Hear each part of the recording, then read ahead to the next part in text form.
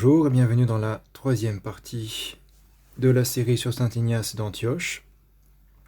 On s'était arrêté la dernière fois sur une citation de l'Épître aux Romains qui était souvent interprétée à contresens. Et maintenant, on va s'attaquer à la troisième et dernière citation, parfois mise en exergue par les catholiques romains, tirée du chapitre 9, paragraphe 1 de l'Épître aux Romains. Souvenez-vous dans votre prière de l'église de Syrie. Donc c'est quasiment à la fin de l'épître, ce qu'on pourrait appeler le renvoi ou les vœux de fin de lettre. Souvenez-vous dans votre prière de l'église de Syrie, qui en ma place a Dieu pour pasteur. Itish andiemu pimeni taseo chrite. Seul Jésus-Christ sera son évêque. Monos aftinishus Christos episcopisi. On pourrait traduire aussi seul Jésus-Christ en prendra soin, ou la surveillera. De épiscopine, surveiller, veiller au grain. Et votre charité. Keimon agapi. Alors évidemment, avec tout ce qu'on a dit précédemment sur agapi chez Saint Ignace d'Antioche, on sent le potentiel qui voit les catholiques romains. Si agapi c'est éventuellement l'association, la communauté, l'église, alors Saint Ignace explique que l'église de Rome sera chargée de s'occuper de celle d'Antioche en l'absence de Saint Ignace, en plus de Jésus-Christ qui est l'évêque invisible. On a vu Dieu le Père et Jésus-Christ sont l'évêque invisible de toutes les églises, de tous les chrétiens. Donc en substance, Saint Ignace dirait, en plus de Jésus-Christ, votre synode s'occupera de l'église d'Antioche, ce qui est d'ailleurs un sens possible. On ne voit pas tellement ce qui poserait problème. Si, étant donné qu'il n'y a pas d'évêque à Antioche et que manifestement il y a des dissensions qui se sont créées après le départ de Saint Ignace, évidemment, pourquoi l'église de Rome ne pourrait pas venir en aide à cette situation en tant que primat, en tant que synode de l'église la plus importante, et l'évêque de Rome en tant que primat parmi les pairs, en tant que primus inter pares, il relèverait de sa fonction de s'occuper en particulier de l'église d'Antioche, surtout que le siège d'Antioche est parmi les plus importants, et qu'il a été fondé par Saint Pierre, comme celui de Rome. Donc il y a un lien apostolique assez fort entre Antioche et Rome. Malgré tout, est-ce qu'on peut en tirer des conclusions abracadabrantes sur la primauté romaine? On va voir que c'est un peu exagéré. Mais on voit bien à quel point Saint Ignace insiste d'abord sur le fait que c'est Dieu qui va épiscoper, qui sera le berger, le pimine de son troupeau. Et donc Dieu le Père, puis Jésus-Christ sera son évêque, et votre charité, c'est-à-dire même pas et l'évêque de Rome, mais disons si on le prend dans le sens le plus ecclésiologique, votre synode romain, ou votre communauté des Romains, qui est si proverbialement charitable, qui vient en aide à toutes les églises et qui enseigne les autres, aura pour tâche aussi particulièrement de s'occuper il leur demande en tout cas de s'occuper de l'église de Syrie le temps qu'elle ait sans doute élu un nouvel évêque d'Antioche. Donc, le temps entre le moment qu'il arrive à Rome, qu'il meurt en martyr et qu'un nouvel évêque soit élu et que les dissensions cessent. Voilà un passage de l'essai intitulé L'enseignement ecclésiologique des auteurs antignostiques de saint Hilarion de Virey. On a déjà introduit dans la troisième vidéo sur Tertullien. On ne va pas le refaire, je vous renvoie à la troisième vidéo sur Tertullien pour la petite présentation de ce grand saint confesseur de la foi russe du XXe siècle. Voilà ce qu'il nous dit sur ce passage d'Ignace. Les érudits catholiques romains, citant les nombreuses épithètes qu'Ignace applique à l'église de Rome dans son épître, donc là il parle plutôt de l'adresse, et l'expression « Seul Jésus-Christ sera son évêque » donc de l'église de Syrie et votre charité, qui est la citation dont on s'occupe, prétendent que saint Ignace a enseigné la primauté de l'église de Rome. Et en réalité, c'est pas tellement le problème qu'il a enseigné la primauté de l'Église de Rome, puisque les orthodoxes croient à la primauté de l'Église de Rome avant le grand schisme. Simplement pas le même type de primauté que le catholicisme romain enseigne. Mais ce qu'il veut dire, c'est que les catholiques romains en tirent des conséquences suprématistes à la sauce ultramontaine. Mais une fois de plus, nous devons remarquer que c'est là inférer bien plus de choses des paroles d'Ignace que ce qu'elles expriment réellement. En l'occurrence, les mots de saint Ignace sont extrêmement ambigus et peuvent être interprétés de façon à leur faire dire tout et son contraire. Et de fait, les spécialistes se sont sans doute beaucoup, disons, arraché les cheveux sur le sujet ou ont beaucoup échangé d'arguments interjetés, sans doute surtout entre protestants et catholiques romains sur ce sujet-là, comme c'était le cas pour saint Irénée de Lyon et Clément de Rome, etc. Dès qu'il y a un argument qui devient classique en faveur du papisme, évidemment, tout bon érudit protestant cherche les contre-arguments, donc ça crée des controverses dans les milieux académiques. Alors, dans tous les cas, saint Ignace ne dit mot au sujet d'une quelconque dépendance juridictionnelle de l'Église de Syrie vis-à-vis de Rome, ce qui est vrai. Il écrit simplement « Souvenez-vous dans vos prières de l'Église de Syrie, qui à présent a en ma place Dieu pour pasteur. » Aux Romains 9.1, on a vu ça. Si l'Église de Rome eût joui d'une quelconque autorité juridictionnelle, Ignace ne se serait pas limité à demander ses prières. C'est vrai qu'Ignace, textuellement, ne demande rien d'autre que les prières des Romains. Donc on peut imaginer, on peut supputer que « et votre charité » suppose que Ignace aimerait aussi un soutien matériel et spirituel, en tout cas un soutien des frères de Rome à leurs frères d'Antioche, sachant l'autorité et le prestige des Romains, qui ont déjà su rétablir des situations problématiques, notamment à Corinthe. On peut imaginer qu'Ignace suggère plus, mais textuellement, il ne dit pas vraiment cela. Donc c'est pour ça qu'on peut aussi interpréter « et votre charité » d'une manière tout à fait non ecclésiologique et tout simplement d'une manière morale.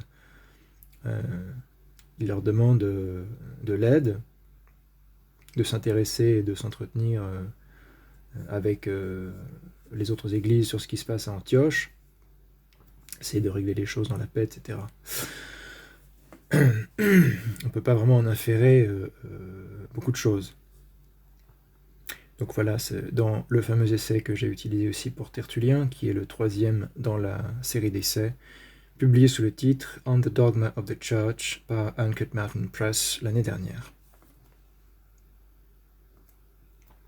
Réponse orthodoxe. Ce passage pourrait servir néanmoins d'argument plausible, bien qu'assez fragile, pour souligner une certaine forme de juridiction romaine sur toute l'Église, la charité étant comprise au sens ecclésiologique le plus fort, qu'on a vu dans le Lampe, si seulement saint Ignace ne demandait pas exactement la même chose à toutes les églises auxquelles il s'adresse. Un simple florilège des passages correspondants tirés des autres lettres du corpus ignatien suffira pour s'en convaincre. Saint Ignace confie son troupeau à la charité des églises. Aux Éphésiens 21.2, « Souvenez-vous de moi comme Jésus-Christ se souvient de vous. Priez pour l'église qui est en Syrie. Prosevcheste hyper tis ecclesias tis en Syria, d'où je suis conduit à Rome dans les chaînes, car étant le dernier des fidèles de là-bas, j'ai été jugé digne de servir à l'honneur de Dieu. » Que saint Ignace par humilité s'appelle toujours le dernier des fidèles de Syrie, d'Antioche, l'avorton indigne à la manière de saint Paul. Il est très paulinien dans sa manière de s'exprimer. L'avorton indigne de faire partie des chrétiens d'Antioche, etc. Mais il est l'évêque d'Antioche. Simplement, il fait tout pour demeurer dans l'humilité, comme il l'explique, puisqu'il est en voie vers le martyre, et donc il faut à tout prix qu'il reste concentré sur l'unité, la charité, la foi, les vertus, pour ne pas être tenté par le diable, parce qu'il n'y a rien de plus détestable au démon que les futurs martyrs, les confesseurs de la foi, et donc tout est essayé pour les faire tomber par l'orgueil spirituel. Aux Magnésiens, chapitre 14. « Souvenez-vous de moi dans vos prières, afin que je trouve Dieu, et aussi de l'église de Syrie. Je ne suis pas digne d'en être appelé un membre. car j'ai besoin de votre prière et de votre charité, tout unis en Dieu. Επιδέω με γάρ της Ηνωμένης ημών εν Θεόν προσευχής και αγάπης. Il demande aussi la charité des chrétiens de Magnésie. Pour que Dieu daigne par votre Église faire tomber sa rosée sur l'Église de Syrie. Εις το αξιοθήνε την εν Συρία εκκλησίαν, διά της εκκλησίας ημών δροσιστήνε. Ce verbe qui veut dire faire tomber la rosée, ce qui est évidemment une métaphore biblique pour la grâce de Dieu, c'est la rosée. Donc, il dit que par les prières et l'entraide charitable des Magnésiens envers l'Église de Syrie, la rosée de la grâce divine tombera sur l'Église d'Antioche, qui est aussi appelée l'Église de Syrie, puisque l'Église d'Antioche domine sur toute la Syrie, c'est la métropole,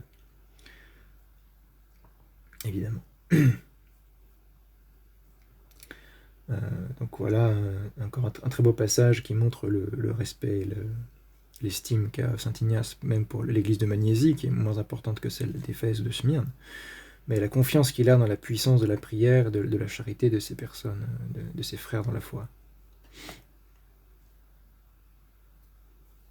On continue, Autralien, 13.1, la charité des Smyrniotes et des Éphésiens vous salue. Là, on est vraiment avec le sens le plus ecclésiologique. On l'a vu, la charité des Smyrniotes et des Éphésiens, ça veut dire la communauté des chrétiens de Smyrne et d'Éphèse. Tous réunis autour des diacres, des prêtres et de l'évêque. Tout ça, c'est Yagapi. C'est la communion de charité de tel endroit, de telle église locale. Très fort. Souvenez-vous dans vos prières de l'église de Syrie.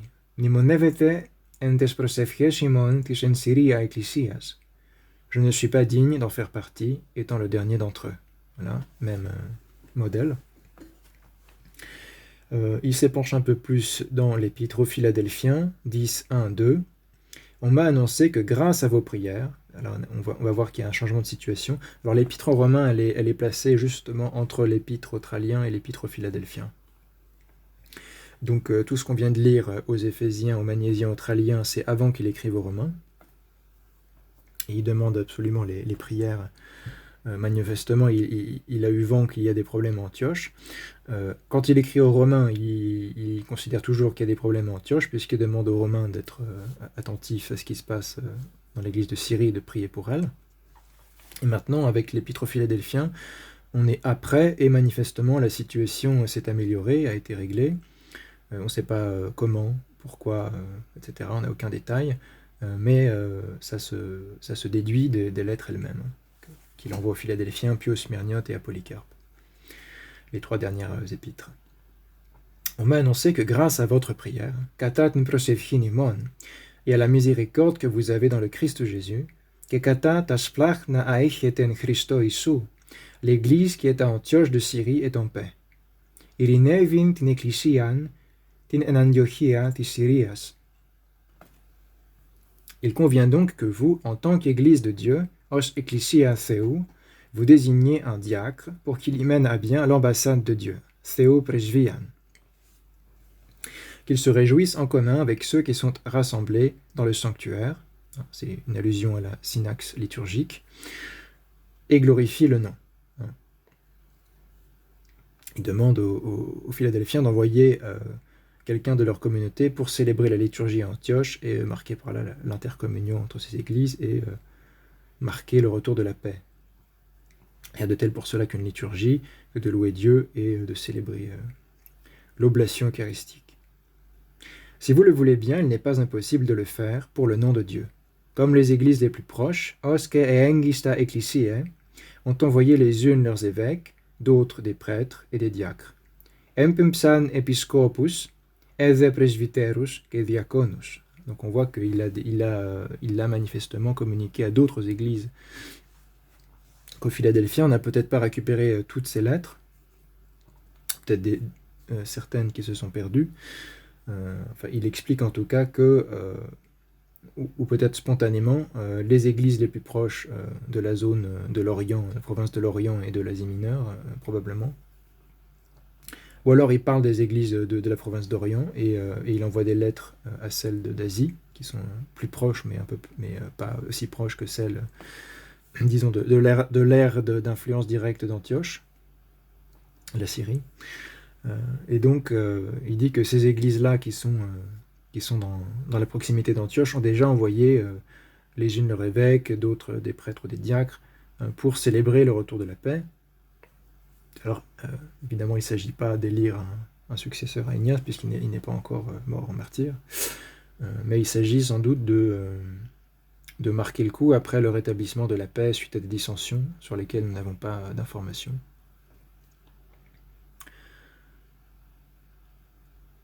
Voilà ce qu'il envoie aux Smyrniotes. Votre prière est allée vers l'église qui est à Antioche de Syrie. I prosephiemon apilthan epis tin ecclesian tin en Antiochia tis Syrias. Afin donc que votre œuvre soit parfaite, et sur la terre et dans le ciel, il convient que, à l'honneur de Dieu, votre église désigne un envoyé de Dieu pour aller jusqu'en Syrie. Chirotonise tin ecclesianimon theopresvitin. C'est l'envoyé de Dieu, l'ambassadeur de Dieu. Istogenomenon eos Syrias. Se réjouir avec eux de ce qu'ils possèdent la paix et ont retrouvé leur grandeur, et de ce que leur corps a été rétabli. Donc là, c'est assez clair qu'il y avait une situation de dissension, mais que la paix a été rétablie. Il m'a paru que ce serait une chose digne, si vous envoyiez quelqu'un des vôtres avec une lettre. Pempse kinat onimeteron metepistolis, pour célébrer avec eux le calme qui leur est revenu, grâce à Dieu, et de ce que leur Église a atteint le port, grâce à vos prières. Otilimenos idi endichanen di prosephi imon. Donc on voit très bien que saint Ignace va demander les prières de toutes les églises qu'il a rencontrées, donc évidemment c'est normal qu'il demande celle de Rome, et il a demandé en supplément à toutes ces églises aussi de venir en aide d'une manière ou d'une autre à ce qui se passe à Antioche. Et donc de la même manière, il aurait été surprenant qu'il ne demande pas à l'église de Rome de faire de même. C'est juste l'expression qu'il utilise semble assez forte quand on la lit comme ça. Seul Jésus-Christ sera son évêque et votre charité, mais ça n'exclut pas tout le contexte qu'il y a derrière, qu'il a demandé en fait à tout un tas d'églises de venir en aide à Antioche, et donc au ce sens-là, de les épiscoper, au sens étymologique, d'en prendre soin, de veiller au grain, etc. Et c'est tout à fait naturel qu'en voyant une lettre de supplique aux Romains, il leur demande de l'aide pour son église à Antioche. On ne peut pas en tirer une juridiction plénière, ordinaire et immédiate sur toute l'Église, en restant honnête avec le texte. Voilà ce qu'il écrit de plus à saint Polycarpe de Smyrne, c'est la dernière épître de la collection. Puisque l'Église qui était à Antioche de Syrie est en paix, ecclesia ien Antiochia tis Syrias irinevi. Comme on me l'a appris, grâce à votre prière, viat in prosephinemon, moi aussi j'ai retrouvé plus de confiance dans l'abandon à Dieu, si toutefois j'obtiens Dieu, pour être trouvé au jour de la résurrection, votre disciple. Il convient, prépi, ô Polycarpe très bienheureux en Dieu, Polycarpe theomacharistotate, de convoquer une assemblée très digne de Dieu, symvolion agagin theoprepestaton, et de désigner quelqu'un qui vous soit cher et qui soit diligent, qui puisse être appelé le courrier de Dieu, theosromos. On avait le Theopresvitis, l'envoyé de Dieu. Là, on a le Theosromos, le courrier de Dieu. Parce qu'il fallait évidemment aller à pied de l'Asie proconsulaire jusqu'en Syrie. C'était tout un trajet.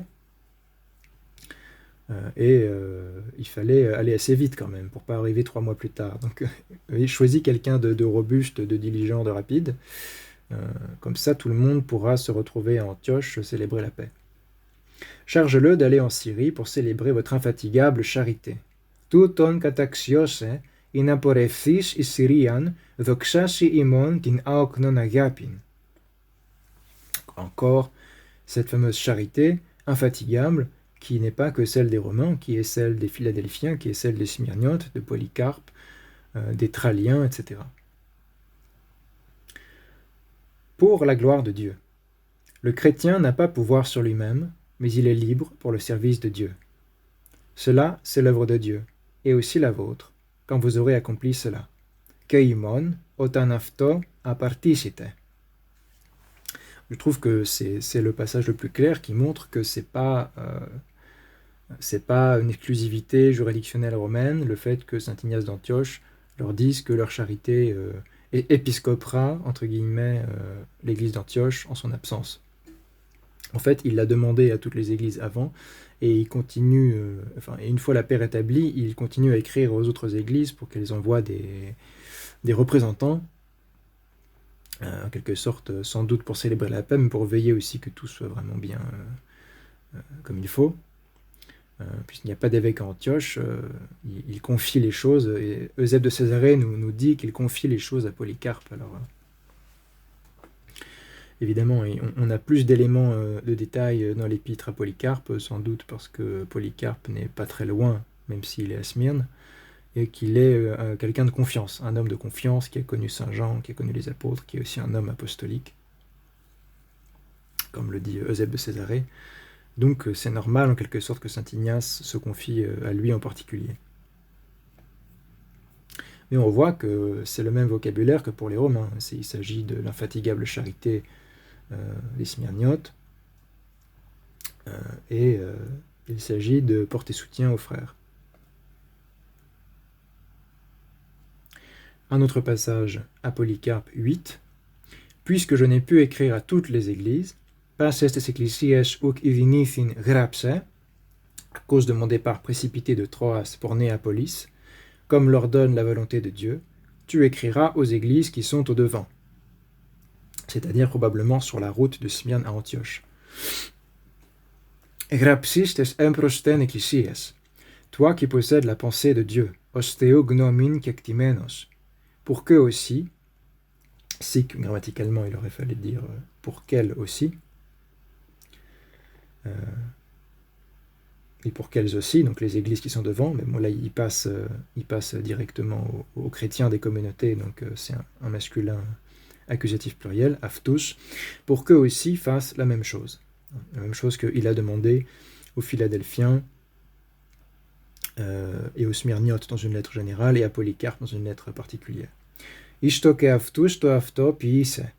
Ceux qui le pourront enverront des messagers à pied, les autres des lettres par ceux que tu auras envoyés. Ainsi vous serez glorifiés pour une œuvre éternelle, comme tu en es digne. Donc là, il précise évidemment ce qui paraissait évident, c'est qu'ils vont y aller à pied.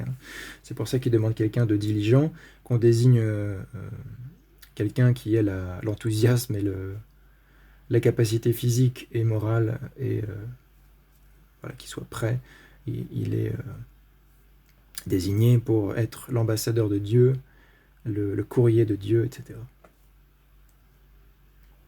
Conclusion orthodoxe, on ne saurait tirer une conclusion ultramontaine du troisième passage invoqué par certains apologistes catholiques romains. Étant donné que c'est bien à chaque église qu'il rencontre que saint Ignace demande sa sollicitude, ses prières, l'effet de sa charité, sa participation enfin aux liturgies de l'église d'Antioche restaurée dans la paix, afin de manifester l'unité dans la foi et la charité qui constituent réellement le christianisme. Dans ces conditions, il aurait été au contraire tout à fait stupéfiant que les saints confesseurs syriens ne demandent pas aussi aux Romains d'être, par leur charité proverbiale, les bienfaiteurs d'une église qu'ils savaient en danger. Plus l'église adressée est prestigieuse et honorable, plus la forme est fleurie, mais en substance, on ne saurait affirmer que saint Ignace demande ici quelque chose d'exceptionnel et d'exclusif aux Romains. Il faut plutôt comprendre que ce que peuvent les autres églises, chacune à leur niveau, Rome le peut encore plus. On en a fini avec la première partie, les citations particulières mises en avant. Maintenant, on va regarder de plus près l'ecclésiologie qui se dégage de l'ensemble du corpus. Voir si oui ou non ça nous fait penser à du Vatican I ou tout autre concile, doctrine ecclésiologique propre au catholicisme romain, ou si pas vraiment. Donc l'enseignement ecclésiologique de saint Ignace d'Antioche. Dieu le Père, l'évêque de tous. Aux Magnésiens 3, 1, 2. Et à vous, il convient de ne pas profiter de l'âge de votre évêque, mais par égard à la puissance de Dieu le Père, kata venamin theopatros, lui accorder toute vénération. Pashan entropin afto aponemin, c'est-à-dire accorder lui honneur et respect, parce qu'il est il représente en quelque sorte Dieu le Père, la puissance de Dieu le Père est en lui par l'ordination épiscopale, Et c'est ça qu'il représente. Lui-même est la figure du père, du pasteur, du berger de son troupeau. Ce qui fait qu'il mérite la vénération, c'est-à-dire l'honneur, le respect, etc. Endropie. Je sais en effet que vos saints prêtres n'ont pas abusé de la jeunesse qui paraît en lui, mais comme des gens sensés en Dieu, ils se soumettent à lui, non pas à lui, mais au Père de Jésus-Christ. Uk aftose alatopatri shu Christou. C'est toujours le même principe. La soumission à l'évêque, c'est en fait une soumission à Dieu. C'est pas un truc idolâtrique où on prend l'évêque pour Dieu, mais c'est plutôt un rapport iconique de type archétype, on pourra dire, entre l'évêque et le grand prêtre éternel Jésus-Christ. Donc le Père de Jésus-Christ à l'évêque de tous. Donc, tantôt c'est le Père qui est mis en avant, tantôt c'est le Christ ou les deux. Puisque les deux peuvent faire figure de pasteur ou d'épiscope. To pandon episcopo. Donc là c'est le Père de Jésus-Christ qui est l'évêque de tous. Par respect pour celui qui nous a aimés, il convient d'obéir sans aucune hypocrisie. Donc c'est encore une référence au Père. Par respect pour l'amour du Père, aimons celui qui le représente dans l'église locale, donc l'évêque. Car ce n'est pas seulement cet évêque visible, ton episkopon touton, ton vlepomenon, qu'on abuse, mais c'est celui qui est invisible, ton aoraton, qu'on cherche à tromper. Car dans ce cas, ce n'est pas de chair qu'il s'agit, mais de Dieu qui connaît les choses cachées. En effet, on ne peut pas cacher les choses que l'on a dans le cœur à Dieu. Et donc si on désobéit à l'évêque peut-être ne s'en rend pas compte, mais l'évêque invisible s'en rend compte. Et c'est tenu pour mauvaise conscience au jour du jugement de faire quelque chose à l'insu de l'évêque. Évidemment, saint Ignace parle de l'évêque modèle, de l'évêque qui confesse la foi orthodoxe, qui respecte les 5 canons, etc. L'évêque qui n'a pas fait de grosses bourdes. À son époque, la plupart des évêques sont des gens qui ont été sélectionnés par les apôtres. Donc on n'en est pas encore à dire attention, voilà comment ça marche si l'évêque n'est pas digne, etc. Parce que la majorité des cas, les gens comme saint Polycarpe de Smyrne, comme Onésime à Éphèse et les autres qu'il a rencontrés, ce sont tous des très bons évêques qui ont été sélectionnés par les apôtres, donc des hommes apostoliques. Le Père et le Fils, évêques des évêques. À Polycarpe, adresse et 1.1. Ignace dit aussi Théophore, à Polycarpe, évêque de l'église des Smyrniotes, ou plutôt surveiller lui-même, et là c'est le verbe qui est la même racine que épiscopos, surveiller lui-même par Dieu le Père et le Seigneur Jésus-Christ. Mallon episcopimeno hyposeu patros que Kyriou Isu Christou. Toutes sortes de joie. On avait déjà vu ça. Plus loin, il est écrit que rien ne se fasse sans ton avis. Miven anev gnomishu inesto, donc là il parle évidemment dans l'église de Smyrne, puisqu'il en est l'évêque, et toi non plus ne fais rien sans Dieu. Mise si anev seu ti prase. On voit encore ce rapport. Les fidèles doivent obéissance à l'évêque qui est instauré évêque par la puissance de Dieu, mais l'évêque, lui, doit évidemment être soumis au commandement divin et ne rien faire sans Dieu, c'est-à-dire finalement sans la certitude que ce qui est fait selon Dieu, selon la tradition des apôtres, les Écritures, etc. D'ailleurs, c'est pour ça qu'il dit aussi à Polycarpe qu'il doit prier sans cesse pour que Dieu lui révèle ce qu'il faut faire. Présider, rôle du clergé tripartite. Un passage très important vis-à-vis du vocabulaire qu'on a déjà abordé dans l'adresse de l'Épître aux Romains, au Magnésiens 6. Ainsi, puisque dans les personnes que je nommais plus haut, donc il a parlé de l'évêque, des prêtres, des diacres, endis progegrammenis prosopis, j'ai dans la foi vu et aimé toute votre communauté. Donc c'est ceux qu'il a vus des visus, et à travers lesquels il considère qu'il a rencontré toute la communauté, on pourrait dire toute la charité des Magnésiens. Topan plithos etheorisa en pisti que gigapisa. Il a vu et aimé. Je vous en conjure, ayez à cœur de faire toutes choses dans une divine concorde. L'homonia, dont on a déjà parlé avec saint Clément. Sous la présidence de l'évêque qui tient la place de Dieu. Procathimenu tu episcopu istopon seu. des presbytres qui tiennent la place du Sénat des apôtres, j'aurais pu dire des prêtres en fait, puisque là c'est clairement le sens technique actuel, des prêtres qui tiennent la place du Sénat des apôtres, keton presbyteron istopon synedrioton apostolon, et des diacres qui me sont si chers, keton diaconon ton emiglikitaton, à qui a été confié le service de Jésus-Christ, qui avant les siècles était auprès de Dieu et s'est manifesté à la fin. Donc là il joue sur l'étymologie de diakonos, le serviteur. Ce que fait souvent Ignace, il joue sur le sens, il joue souvent sur le double sens, le sens étymologique courant et le sens technique ecclésiastique de épiscopos, de presbyteros et surtout de diakonos. Épiscopos veut dire qui surveille, qui veille au grain. Presbyteros ancien, vieillard ancien, et diakonos serviteur. Donc là, il joue là-dessus, le diakonos qui est confié le service, la diaconia de Jésus-Christ. Qu'il n'y ait rien en vous qui puisse vous séparer, mais unissez-vous à l'évêque et à ceux qui président en type et enseignement d'incorruptibilité.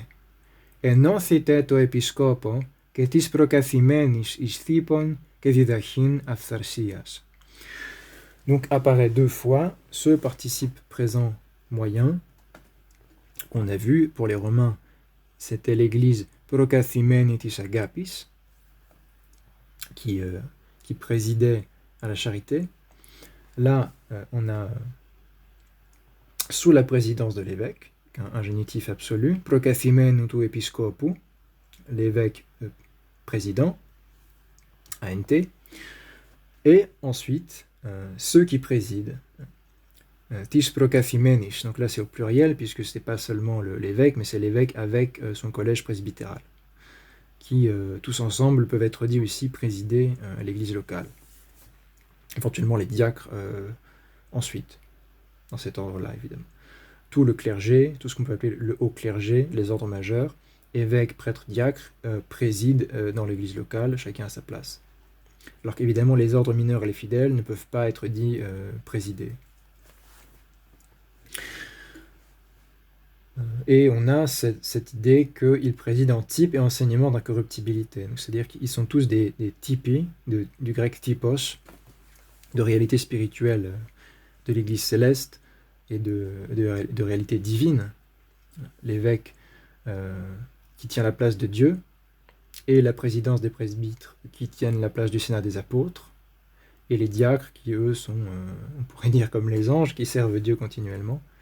Et là, il se voit confier le service de Jésus-Christ, il fait le lien avec diaconia. Donc, ce sont des hommes, mais qui, par leur fonction, représentent des réalités spirituelles invisibles. C'est pour ça qu'il faut s'unir à eux et leur être soumis en tout, dans la mesure, évidemment, où... Saint Ignace d'Antioche imagine toujours le meilleur des cas, puisqu'il s'adresse particulièrement à telle ou telle église. Donc, évidemment, on verra qu'il faut toujours lire les choses en contexte. Ça ne veut pas dire que, quel que soit le contexte, l'obéissance absolue est désirable. Clergé tripartite et unité, c'est un des leitmotivs des épîtres de Saint Ignace. Donc, et ce passage au Magnésien 13, on pourrait aussi citer Tralien 2, 3 et 13, Smyrniote 8 ou Apolycarpe 1 et 6, sur le même thème. Ayez donc soin de vous affermir dans les enseignements du Seigneur et des apôtres. Donc la prédication apostolique, par lesquels sont connus les enseignements du Seigneur, puisque on ne parle pas encore du Nouveau Testament, du Kenisiasiki, mais on connaît très bien la prédication apostolique qui a été déposée dans toutes les églises, et généralement on connaît aussi la plupart des lettres de Paul qui ont été bien diffusées, etc. Et certains évangiles, pas forcément le même à tous les endroits, ça dépend de ce qui a été copié, envoyé, conservé ou pas. Tout cela sera compilé en écriture et en canon du Nouveau Testament, petit à petit ensuite. Afin qu'en tout ce que vous ferez, vous réussissiez de chair et d'esprit, dans la foi et la charité, dans le Fils, le Père et l'Esprit, confession trinitaire au passage, dans le commencement et dans la fin. On a vu le commencement, c'est la foi, la fin, c'est la charité, avec votre si digne évêque. metatu axio prepestatu episcopu imon. La précieuse couronne spirituelle de votre collège presbytéral, que axio plocu pneumaticus Stephanum du presbyterio imon, et vos saints diacres, que ton katatheon diaconon, littéralement, et vos diacres selon Dieu. On voit très bien le clergé tripartite. Soyez soumis à l'évêque et les uns aux autres. Hypotaigite to episcopo que a lilis, comme le Christ selon la chair fut soumis au Père et les apôtres au Christ, au Père et à l'Esprit, afin que l'union soit à la fois charnelle et spirituelle. Encore référence trinitaire. Donc il prend toujours des analogies typologiques de l'obéissance. Le Christ obéit au Père, le Fils incarné montre son obéissance envers le Père. Donc voilà un modèle de l'obéissance. Et aussi comment les apôtres obéissent au Christ, au Père et à l'Esprit, donc à la très sainte Trinité. Voilà un autre exemple de l'obéissance. Voilà ce que vous devez suivre envers l'évêque et envers les uns et les autres. Évidemment, il y a, à côté de la hiérarchie sacerdotale, il y a aussi le respect, la subordination mutuelle dont nous parle saint Clément de Rome dans l'Épître aux Corinthiens. Chaque chrétien, par son baptême, ayant le sacerdoce royal, comme dit saint Pierre, vous êtes une nation sainte, un sacerdoce royal. Donc évidemment, on distingue le ministère de Dieu dans le clergé, mais il faut aussi respecter le sacerdoce royal dans chaque chrétien baptisé, donc de chaque chrétien tout court. Clergé, tripartite et unité. On continue au Philadelphiens 7, 8. J'ai crié, étant au milieu de vous. J'ai parlé d'une voix forte, avec la voix de Dieu. Attachez-vous à l'évêque, au collège des prêtres et aux diacres. To episcopo prosechete, que to presbyterio, que diaconis. Pour ceux qui m'ont soupçonné de dire cela parce que je prévoyais la division de quelques-uns, il m'est témoin, celui pour qui je suis enchaîné, donc le Christ, que je ne le disais pas d'une chair d'homme. C'est l'Esprit qui me l'annonçait en disant « Ne faites rien sans l'évêque. Choristu episcopu miden piite. Gardez votre chair comme le temple de Dieu, saint Paul. Aimez l'union. Tinenoshin agapate. Fuyez les divisions. Tous merismus feviete. Soyez les imitateurs de Jésus-Christ, comme lui aussi l'est de son Père. » Encore un modèle de l'obéissance du Christ envers le Père. Il obéit jusqu'à la mort, c'est encore une réminiscence de saint Paul. Lui qui, sous la forme de l'esclave, a obéi jusqu'à la mort de la croix. Voilà le modèle de l'obéissance, disait déjà saint Paul, et voilà le modèle de l'obéissance envers le clergé, dit saint Ignace d'Antioche. Étant donné que l'évêque tient la présidence en la place de Dieu. On a vu ça.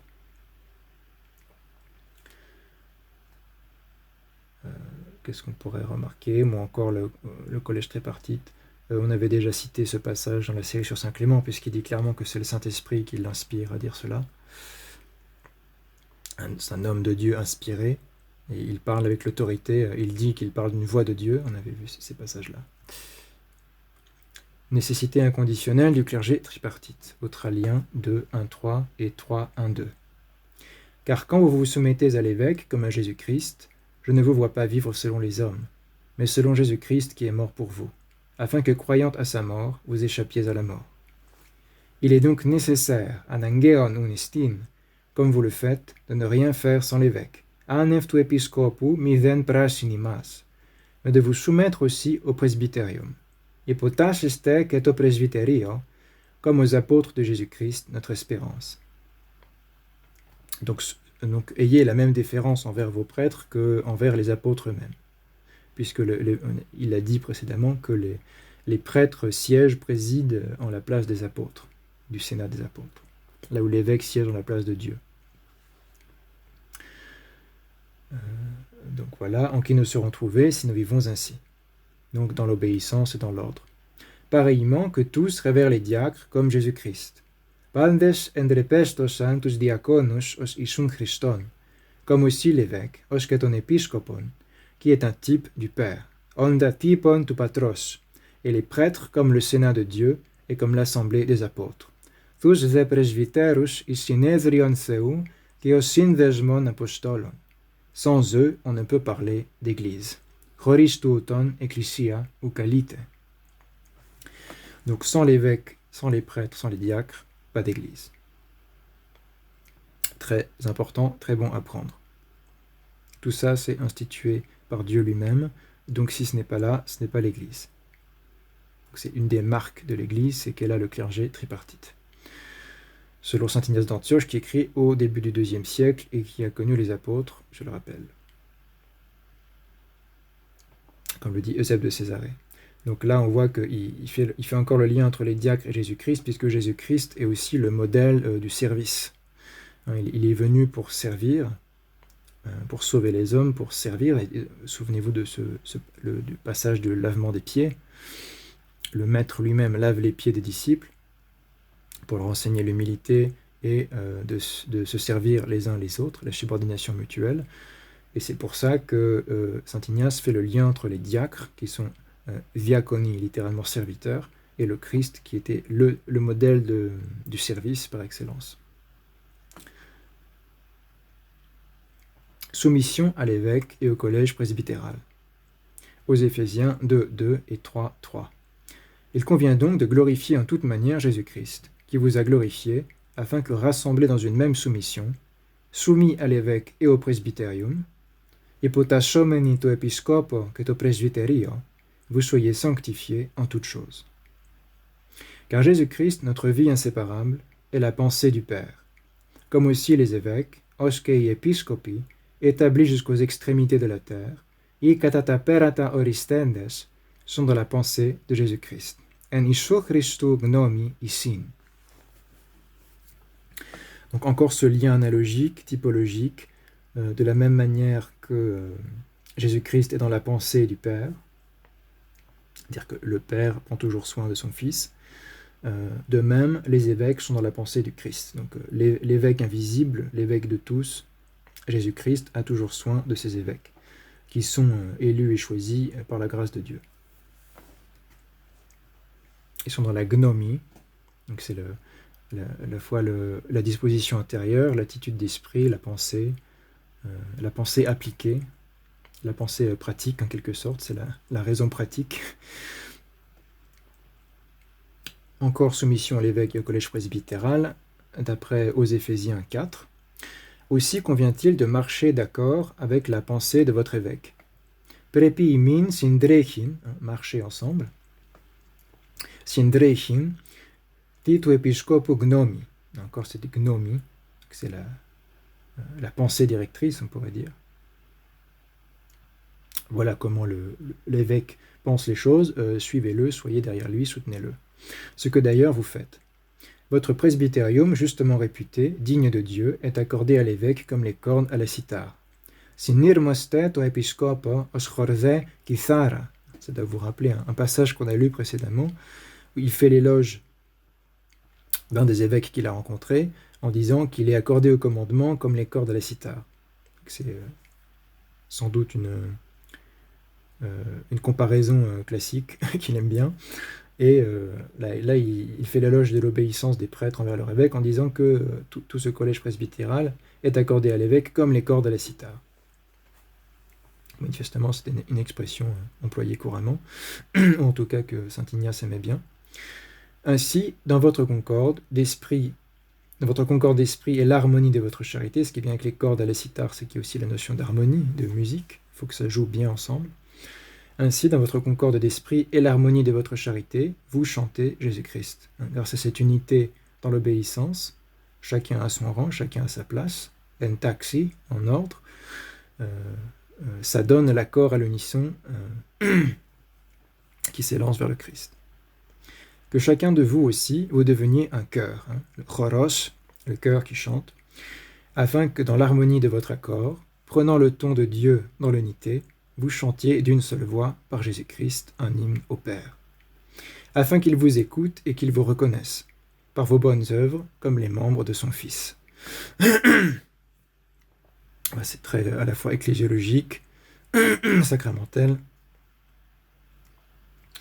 Ça aborde à la fois l'éthos, le comportement chrétien, la liturgie, les sacrements, l'Église.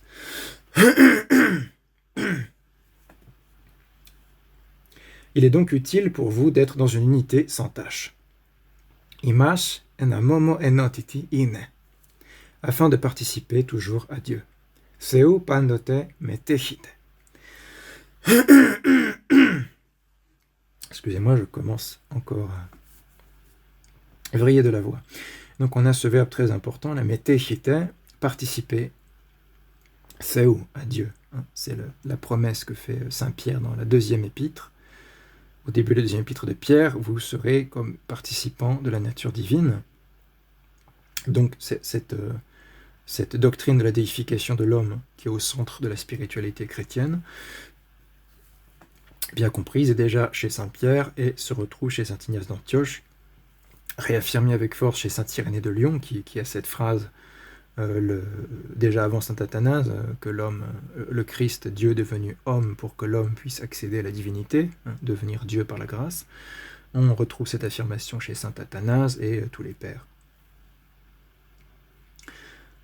Voilà, en particulier chez les pères grecs, mais évidemment c'est une conception tellement fondamentale de la spiritualité chrétienne que ça ne pouvait pas être inconnu des chrétiens latins sous prétexte qu'ils parlaient notre langue, évidemment. Ils avaient aussi cette doctrine de la déification. Voilà, grâce à cette unité, cette charité en Église, on participe toujours à Dieu. Un évêque, un sanctuaire, une Eucharistie. On va rentrer dans le lien qui est fait ensuite avec le sacrement par excellence, la Sainte Communion. Que personne ne s'égare, mi vis planasto, si quelqu'un n'est pas à l'intérieur du sanctuaire, et an mitis iendos thisiastiriu, il se prive du pain de Dieu. Isterite tuar tutuseo. Car si la prière de 2 personnes ensemble a une telle force, combien plus celle de l'évêque et de toute l'Église, de toute son Église locale. Ite tu episcopu que passis dis ecclesias. Donc, il leur dit qu'il faut aller à l'assemblée, prier en Église, avec l'évêque, etc. C'est important d'aller à la liturgie régulièrement. Celui qui ne vient pas à la réunion commune, celui-là déjà fait l'orgueilleux, et il s'est jugé lui-même. Ça n'existe pas, le croyant qui ne pratique pas. C'est une non-entité dans le christianisme authentique. Le croyant est celui qui pratique, puisqu'on ne peut pas croire sans manifester la pratique que suppose cette foi, évidemment. On ne peut pas lire le Nouveau Testament et croire qu'il suffit de croire. Il ne suffit pas de croire, évidemment. La foi est le fondement, comme explique Ignace, la charité est la fin, et entre ces deux extrémités qui se touchent, entre la foi et la charité, évidemment, il y a la pratique constante, le combat spirituel, la louange perpétuelle, la liturgie régulière, qui est l'endroit où se manifeste l'Église comme ecclesia, assemblée, communauté. Et donc la prière est vraiment puissante. Il dit dans un autre endroit que la prière dans la liturgie chasse les démons d'une manière incomparable. Donc c'est pas simplement en étant un ermite dans un coin qu'on acquiert la prière la plus puissante. La prière la plus puissante, c'est la prière en communion de tous les chrétiens ensemble. En particulier dans l'église locale, autour de l'évêque, les prêtres, etc. Dans un contexte où le prêtre, évidemment, l'évêque est très présent, il est sur place, il est dans son diocèse, il s'occupe de son troupeau.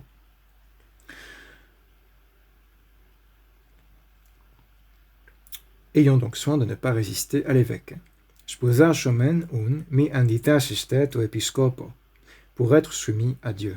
Ina omen seo hypota shomeni. Il insiste là-dessus, sur ce verbe-là. On a vu sous plusieurs formes.